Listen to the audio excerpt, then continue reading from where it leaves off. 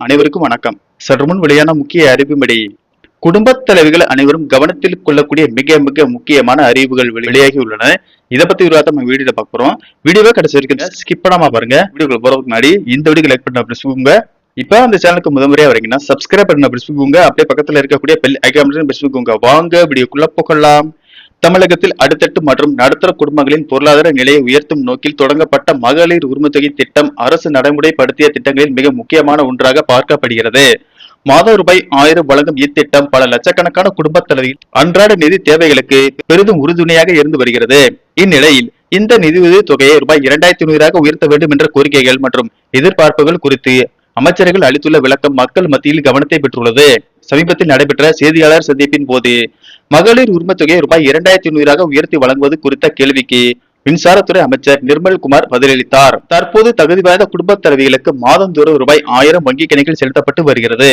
இந்த தொகை குடும்பத்தின் சிறிய அளவிலான மருத்துவ செலவுகள், குழந்தைகளின் கல்வி செலவுகள் மற்றும் மாதாந்திர மளிகை பொருட்களின் கொள்முதல் போன்ற அத்தியாவசிய தேவைகளுக்கு பயன்படுகிறது.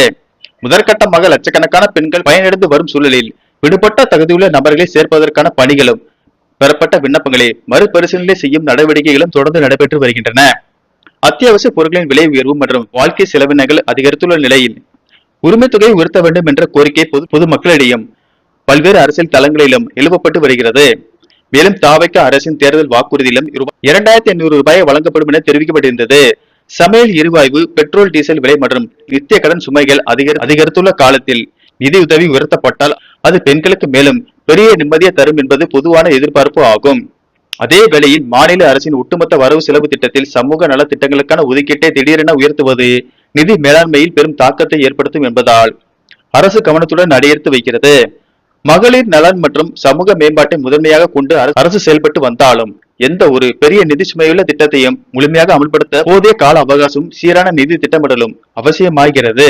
அமைச்சர் நிர்மல்குமாரின் இந்த விளக்கம் அரசின் நிதி நிலைமையை சீரமைத்த பிறகே உயர்வு குறித்து யோசிக்க முடியும் என்பதை உணர்த்துகிறது. எனவே நிதி நிலைமை சுமூகமாகும் போது மகளிர் உரிமைத் தொகை உயர்த்தப்படுவது குறித்த நேர்மறையான அறிவிப்புகள் வெளியாகும் என்ற நம்பிக்கையில் பொதுமக்கள் காத்திருக்கின்றனர். ஓகே ஃப்ரெண்ட்ஸ், இந்த தகவல் உங்களுக்கு பிடிச்சிருந்தா லைக் பண்ணுங்க.